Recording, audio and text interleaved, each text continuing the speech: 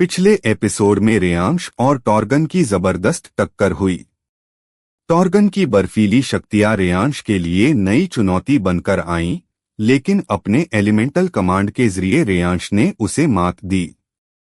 अब जब टॉर्गन पराजित हो चुका है, रेयांश को एक नई दिशा मिलती है, मगर यह रास्ता उसे सीधे एक ज्वालामुखीय इलाके की ओर ले जाता है, जहां एक और रहस्यमयी शक्ति उसका इंतजार कर रही है।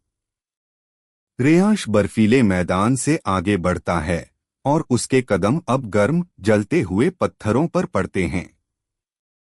हवा में राख और सल्फर की गंध तैर रही है। सामने दूर एक सक्रिय ज्वालामुखी धधक रहा है और उसकी लपटें आकाश को चीरती जा रही हैं। लगता है अब अगला फ्यूजन यहीं मिलेगा, रेयांश ने खुद से कहा। अचानक जमीन हिलने लगती है।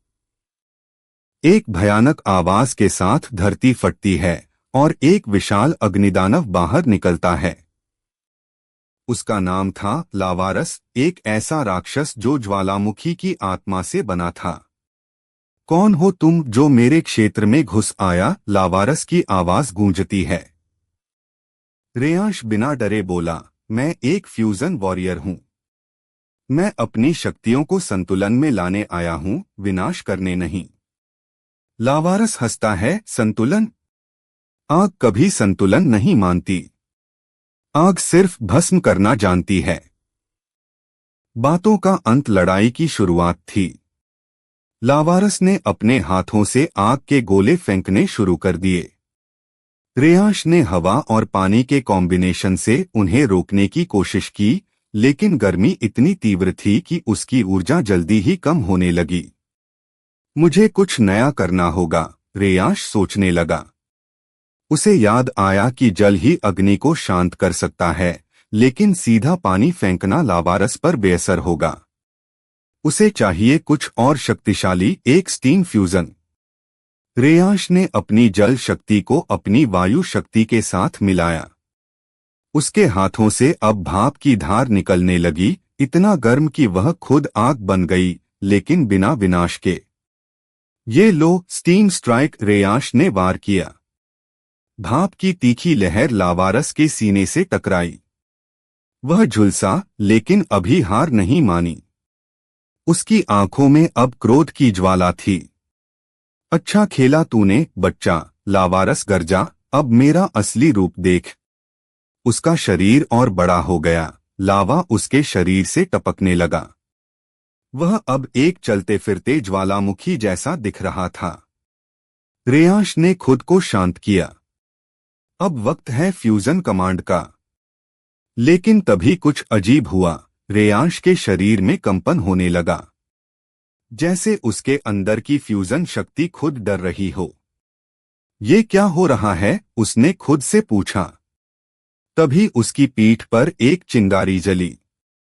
कोई पुरानी छवि उसके सामने उभरी, एक छोटा बच्चा आग के गोले से खेलते हुए। वो कोई और नहीं, खुद रेयांश था। क्या मेरी अग्नि शक्ति पहले से मेरे अंदर थी? उसने हैरानी से सोचा। उसकी यादें टूटने लगीं, जैसे किसी ने उसे भुला दिया हो। लावारस ने एक और हमला किया, लेकिन इस बार रेयांश पूरी तरह बदल चुका था। उसकी आंखों में कुछ अलग चमक थी, आत्मविश्वास, शक्ति और अतीत की सच्चाई। अब समझा, ये फ्यूजन बाहर नहीं, मेरे अंदर है।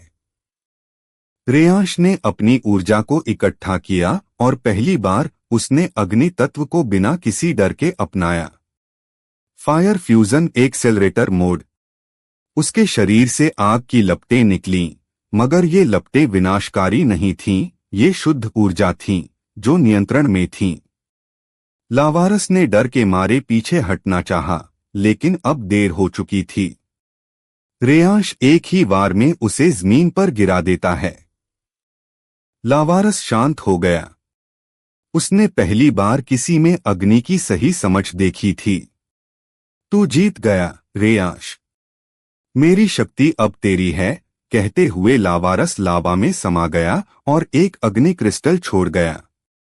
रेयांश ने उसे उठाया। अब मेरे पास अग्नि तत्व भी है। लेकिन मेरे अतीत में क्या छिपा है? उसका सवाल अनुत्तरित रह गया, लेकिन उसका रास्ता अब और भी गहरा होने वाला था। लावारस की शक्ति को अपने भीतर समाहित करने के बाद रेयांश उस अग्नि क्रिस्टल को ध्यान से देख रहा था। उसकी सतह पर अजीब से चिन्ह थे, जैसे किसी प्राचीन भाषा में कुछ लिखा हो। ये निशान मैं पहले भी देख चुका हूं, रेयांश ने धीरे से कहा। अचानक उसकी आंखों के सामने अंधेरा छा गया। समय जैसे थम सा गया। क्रिस्टल की चमक तेज हुई और वो रेयांश को एक भ्रम जैसी दुनिया में ले गया। वहां एक छोटा लड़का दिखा, वो जल, वायु और अग्नि के साथ खेल रहा था।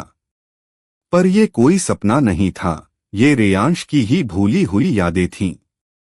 क्या मैं जन्म से ही इन शक्तियों के साथ पैदा हुआ था? रेयांश के मन में सवाल उठा। तभी एक गूंजती हुई आवाज सुनाई दी। रेयांश, तुम सिर्फ एलिमेंटल वॉरियर नहीं हो, तुम चुने गए हो। रेयांश चौंका। किसने कहा ये?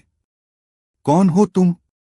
समय आने पर सब जान पाओगे, वह रहस्यमय आवाज बोली, और फिर सब कुछ गायब हो गया। जैसे ही रेयांश की चेतना लौटी, वह अब ज्वालामुखी की तलहटी में था। क्रिस्टल उसके हाथ में धड़क रहा था, जैसे वह जिंदा हो। अचानक क्रिस्टल से एक नई शक्ति निकलकर रेयांश के शरीर में समा गई। एक नई फ्यूजन स्किल अनलॉक हुई। इन्फर्नो साइक्लोन, एक अग्नि और वायु का घातक संयोजन जो दुश्मनों को झुलसाकर उड़ा देता है। रेयांश ने मुस्कराते हुए कहा, अब मैं पहले से कहीं ज्यादा तैयार हूं। जैसे ही वह आगे बढ़ने को हुआ, जमीन फिर से हिलने लगी। पर इस बार वह हलचल किसी दुश्मन की नहीं, बल्कि एक प्राचीन द्वार की थी, जो लावा के नीचे से उभरकर सामने आया। ये क्या है? कोई छिपी दुनिया? द्वार पर वही चिन्ह उकेरे थे जो क्रिस्टल पर थे। रेयांश ने जैसे ही क्रिस्टल को आगे बढ़ाया, द्वार खुद ही खुल गया। अंदर एक लाल पीले प्रकाश से भरी सुरंग थी। रेयांश ने बिना हिचक कदम रखा। अंदर का तापमान स्थिर था, लेकिन दीवारों पर बनी पेंटिंग्स देखकर उसके रोंगटे खड़े हो गए। हर चित्र में एक ही योद्धा था, और वो हूबहू रेयांश जैसा दिखता था। ये कैसे हो सकता है? अचानक सुरंग के अंत में एक होलोग्राफिक आकृति प्रकट हुई। उसने कहा, रेयांश, अगर तुम ये देख रहे हो तो इसका मतलब है कि तुम्हें अग्नि तत्व मिल चुका है। तुम्हारा जन्म विशेष उद्देश्य के लिए हुआ है, एक ऐसा युद्ध जो समय और ब्रह्मांडों के पार फैला है। रेयांश स्तब्ध था। क्या ये होलोग्राम कोई भविष्यवाणी है? आवाज आगे कहती है, हर फ्यूजन तुम्हें न सिर्फ शक्ति देगा, बल्कि तुम्हारे खोए हुए अतीत का एक टुकड़ा भी। जब तुम सभी 7 मूल तत्वों को पालोगे, तो तुम अपने असली रूप को जान पाओगे, द प्राइम फ्यूजन वॉरियर। तो क्या मैं किसी प्राचीन युग से जुड़ा हूं? वह होलोग्राम गायब हो गया और द्वार धीरे धीरे बंद होने लगा।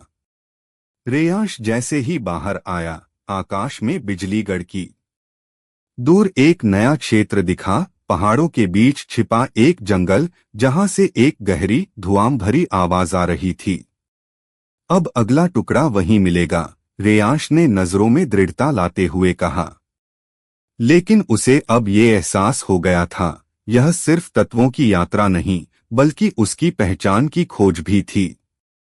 और हर कदम उसे खुद के अतीत के और करीब ले जाएगा। क्या रेयांश अगला तत्व खोज पाएगा? क्या उसकी खोई यादें धीरे धीरे सामने आएंगी? जानिए अगले भाग में।